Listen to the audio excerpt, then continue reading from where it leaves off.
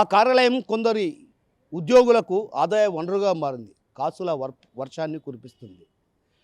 రోజు 1,50,000 జేబులో పెట్టుకుంది ఇంటికి వెళ్ళే పరిస్థితి లేదంటే ఇంతకీ ఏదా కార్యాలయం, ఏమిటా కథ అనుకుంటున్నారా? అదే కడప కార్పొరేషన్.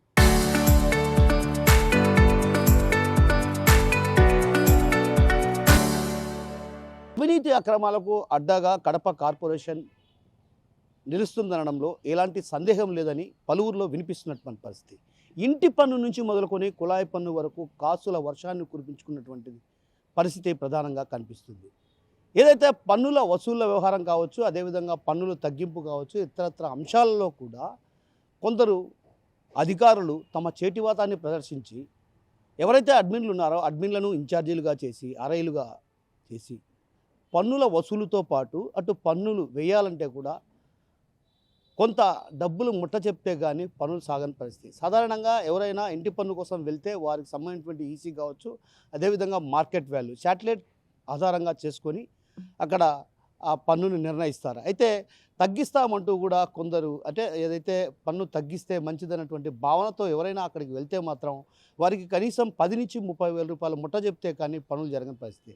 మరోవైపు పేరు మార్పు అంశంలో కూడా ప్రధానంగా ఎవరైనా ఆ ఇంటిని కొనుగోలు చేసిన వారు యజమానులు వెళ్తే వాటికి సంబంధించిన పత్రాలన్నీ కూడా చూపినా కూడా ఏదో ఒక కురివి చెప్పి వారిని రకరకాలుగా వేధించడం, అదేవిధంగా కాళ్ళరిగేలా తిప్పుకొని ఆ తర్వాత వాళ్ళు అడిగినంత ఇచ్చి పనులు చేయించుకున్నటువంటి పరిస్థితికి దారితీస్తున్నటువంటి పరిస్థితి కనిపిస్తుంది. అయితే ఈ క్రమంలోనే ఇక్కడ ప్రధానంగా దాదాపు ఈ దోపిడీలో రెవెన్యూ ఉద్యోగులతో పాటు కాంట్రాక్ట్ అవుట్సోర్సింగ్ సిబ్బందితో కూడా దోపిడీకి తెరలేపారంటే దోపిడీ ఏ స్థాయిలో జరుగుతుందో మనం అర్థం చేసుకోవచ్చు.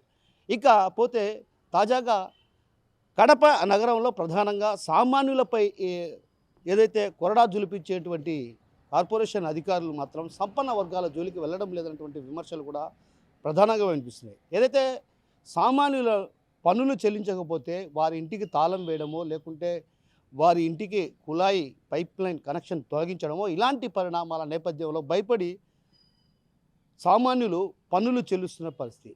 అయితే సంపన్నులు మాత్రం కోట్లల్లో బకాయిలు ఉన్న అంటే 50,000కు పైగా లక్షల్లో బకాయి ఉన్న వారి జోలికి మాత్రం వెళ్ళడం లేదు. ఇందుకు ప్రధాన కారణం రాజకీయవేత్తల అండదండలు పుష్కలంగా ఉన్నాయన్నటువంటి ఆరోపణలు కూడా బలంగా వినిపిస్తున్నాయి.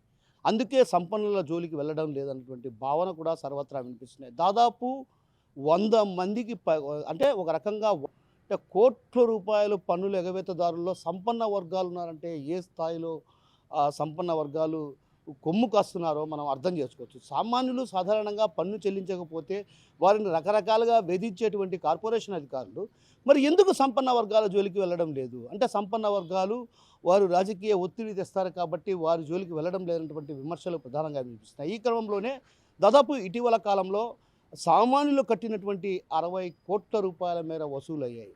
అయితే ఈ 60 కోట్ల రూపాయలు వసూలైన నేపథ్యంలో ఆ సొమ్మును ఏదైతే కడప కార్పొరేషన్కు వాడుకోవాలని అధికారులకు సూచించడంతో ఇక బినామీ పేర్లతో ఏదైతే వర్కులు చేసినటువంటి వర్కులకు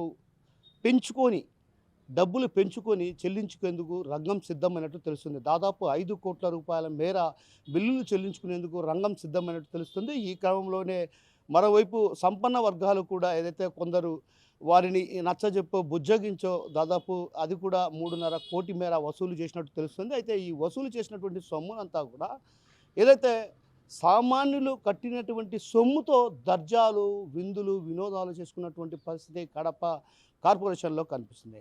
సో ఈ రకంగా ఒకవైపు దోపిడీ చేస్తూ అంటే ఒక రకంగా ఏదైతే ఇంటి పన్ను కావచ్చు, కుళాయి పన్ను కావచ్చు, అదేవిధంగా పేరు మార్పులో కూడా భారీ స్థాయిలో దోపిడీకి తెరలేపుతున్నటువంటి ఆరోపణలు బలంగా వినిపిస్తున్న నేపథ్యంలో కూడా ఎక్కడే కానీ ఆ దిశగా అటు అధికారులపై చర్యలు తీసుకున్నటువంటి పాపాన పోవడం లేదన్నటువంటి విమర్శలు కూడా వ్యక్తం అవుతున్న నేపథ్యంలో జిల్లా కలెక్టర్ దీనిపైన ప్రత్యేకమైన దృష్టి సారించి ఏదైతే అవినీతి అక్రమాలకు అదుపు లేకుండా యథేచ్ఛగా కొనసాగుతున్నటువంటి నేపథ్యం అంటే ఒక రోజు అంటే సాధారణంగా కార్పొరేషన్కు ఆదాయం వస్తుందో లేదో తెలియదు కానీ రోజు మాత్రం వీరికి అంటే ఒక రకంగా దిరపాడిలాగా మారింది.